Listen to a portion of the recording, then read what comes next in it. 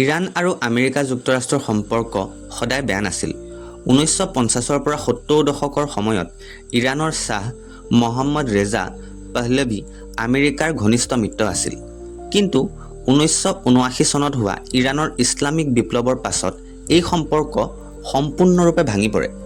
এই বিপ্লৱৰ পাছত হোৱা ইৰাণ হোষ্টেজ ক্ৰাইচিছৰ দৰে ঘটনাই দুয়োখন দেশৰ মাজত গভীৰ বিদ্বেষৰ সৃষ্টি কৰে। সেই সময়ত 52 জন আমেৰিকানক ইৰাণে 446 দিন ধৰি বন্দী কৰি ৰখা হৈছিল। উক্ত ঘটনাৰ পাছত দুয়ো দেশৰ মাজত বিশ্বাসহীনতা আৰু ৰাজনৈতিক শত্ৰুতা আৰম্ভ হয়। এই সংঘাতৰ মূল কাৰণসমূহৰ ভিতৰত প্ৰথমটো কাৰণ হৈছে পাৰমাণৱিক কাৰ্যসূচী। ইৰাণৰ পাৰমাণৱিক কাৰ্যসূচী আমেৰিকাৰ বাবে এক ডাঙৰ চিন্তা।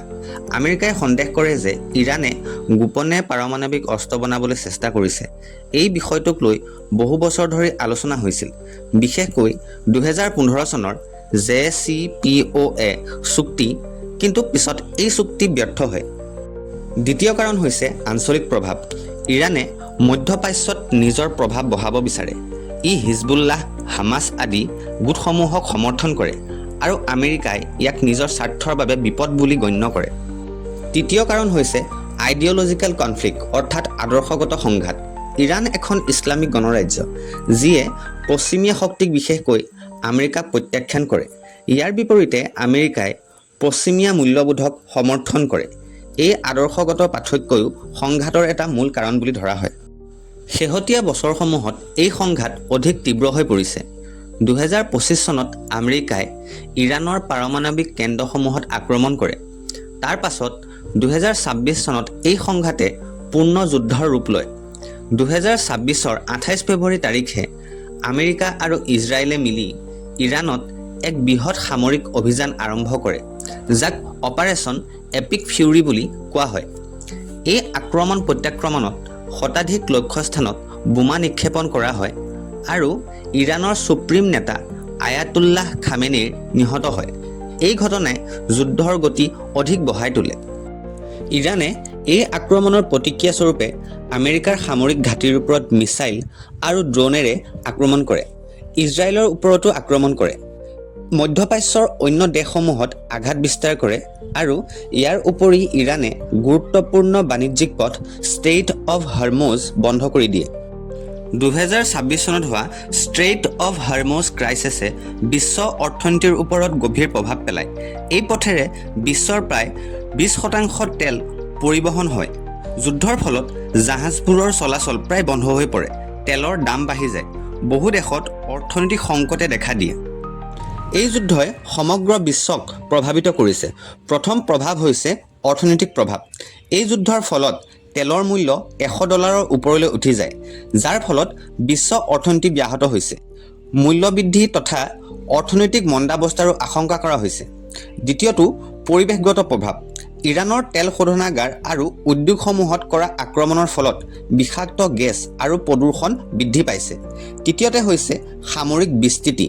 ইৰাণে দূৰৱৰ্তী আমেৰিকান মিলিটাৰী ঘাটি যেনে ডিয়েগো গাৰ্চিয়া লক্ষ্য কৰি মিছাইল আক্ৰমণ কৰে, যাৰ ফলত যুদ্ধৰ বিস্তৃতি বাঢ়ি যায়।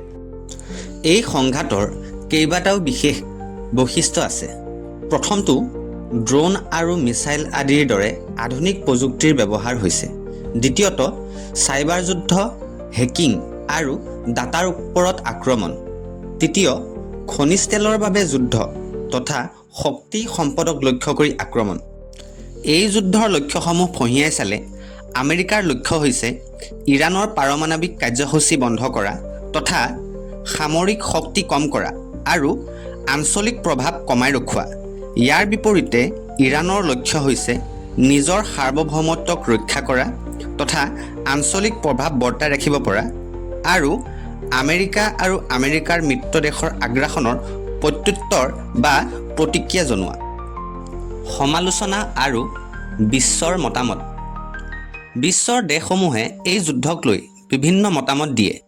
কিছু দেশে আমেৰিকাক সমৰ্থন কৰে, আনহাতে কিছুমান দেশে ইয়াক আন্তঃৰাষ্ট্ৰীয় আইন ভংগ বুলি ক'ব খোজে।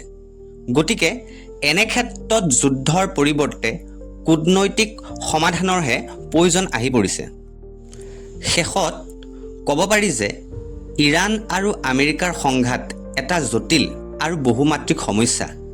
ইয়াৰ মূলতে আছে ঐতিহাসিক বিদ্বেষ, পাৰমাণৱিক সংকট তথা আঞ্চলিক প্ৰতিযোগিতা আৰু আদৰ্শগত পাৰ্থক্য। 2026 চনৰ যুদ্ধই দেখুৱাইছে যে এই সংঘাত কেৱল দুখন দেশৰ মাজতে সীমাবদ্ধ নহয়, বৰং ই সমগ্ৰ বিশ্বৰ অৰ্থনীতি, ৰাজনীতি আৰু পৰিৱেশৰ ওপৰত প্ৰভাৱ পেলাইছে।